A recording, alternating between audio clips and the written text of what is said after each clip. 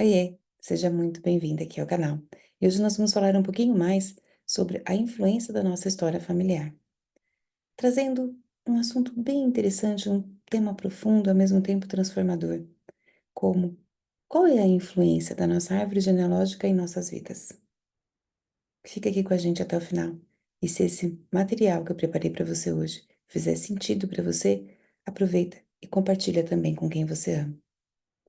Nós sabemos hoje que a saúde mental, saúde física, saúde emocional e muitas vezes até mesmo a saúde espiritual tem angustiado muitas pessoas.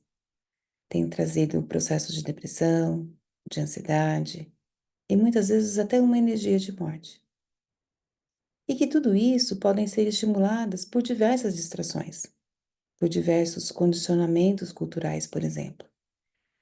No entanto, é na própria árvore genealógica, como nos lembra Alejandro, um dos seus livros, Onde Melhor Canta um Pássaro, né, que traz até esse título, ele traz que, ao longo da história familiar, inúmeros acontecimentos, ele tem um poder, ele tem um efeito benéfico, incluindo muitas vezes força, amparo, prosperidade, e outros podem ter deixado marcas de contração, de dor, de adversidade. Porém, o simples fato de nós estarmos vivas, de poder sentir esperança, de acreditar que a vida vale a pena e que o que nos espera é mais prazer do que angústia, constitui um antídoto essencial para a ruptura dessa mente, que muitas vezes está bagunçada com muita coisa. O sistema familiar do qual eu tive, o sistema familiar, o seu sistema familiar do qual nós viemos, ele teve que lutar com muitas diversidades e de cenários assim às vezes bem complexos, incluindo situações de vida ou morte. E algumas dessas situações, elas também se transformaram em formas de energia expansiva, de crescimento, que nos guia, que nos fortalece e que estão presentes em nós muitas vezes através dos nossos pais, como outras resultaram em problemas de conflitos herdados que foram transmitidos por meio muitas vezes de silêncios, de traumas, de coisas que não foram resolvidas pelos nossos antepassados. E explorar essas nossas raízes se torna assim uma questão fundamental nessa nossa viagem da vida. É como se nós pudéssemos ir ali e, e tirando assim, como se fosse ervas daninhas, sabe, do nosso passado, e jogar luz naquela sombra. Luz na sombra daqueles que nos precederam. E quanto mais nós fazemos isso, mais nós podemos ir completando o quebra-cabeça da nossa história familiar.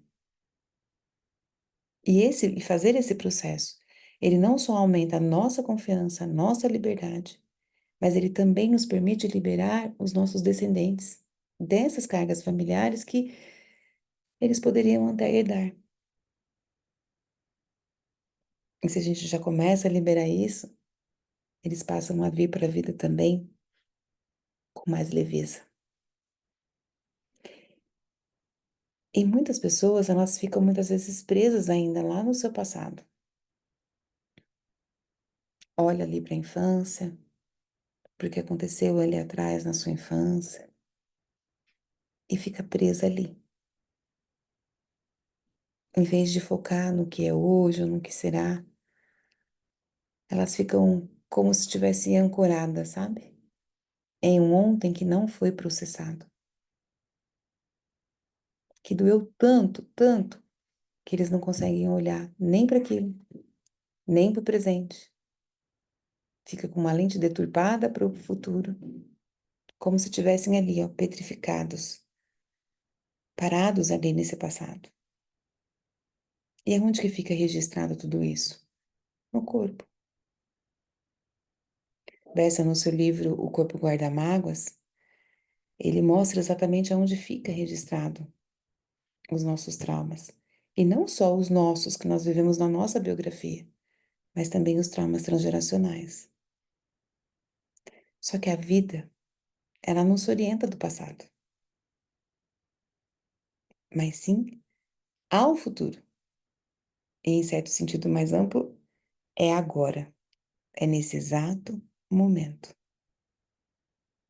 E se dizem que cada instante contém uma eternidade, os agraciados ou os abençoados por essa beleza de viver no agora são as pessoas que são mais felizes.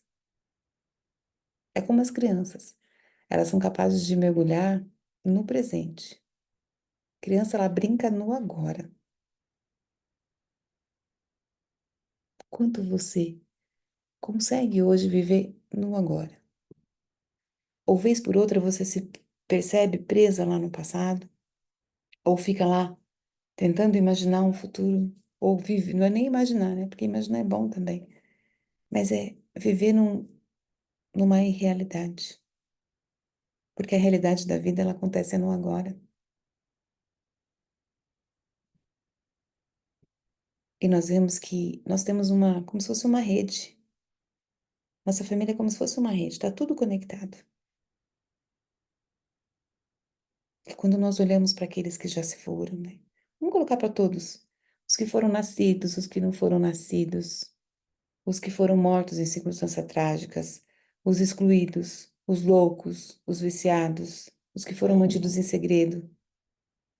E todas essas pecinhas que faltaram no seu quebra-cabeça, sabe?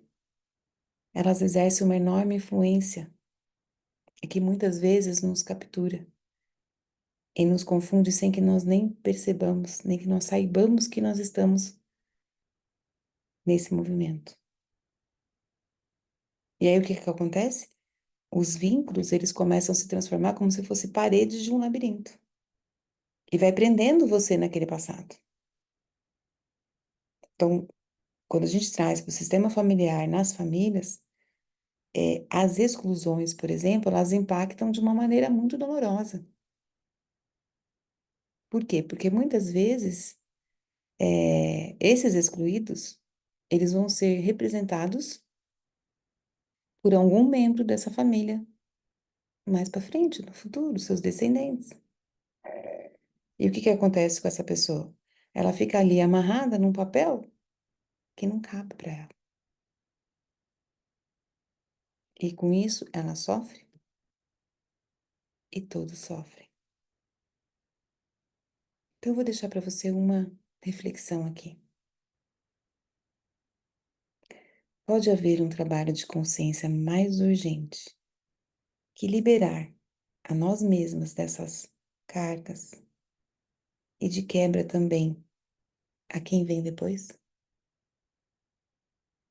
Vamos juntas explorar essas dinâmicas, encontrar caminhos para sermos mais livres, para sermos mais leves e mais felizes?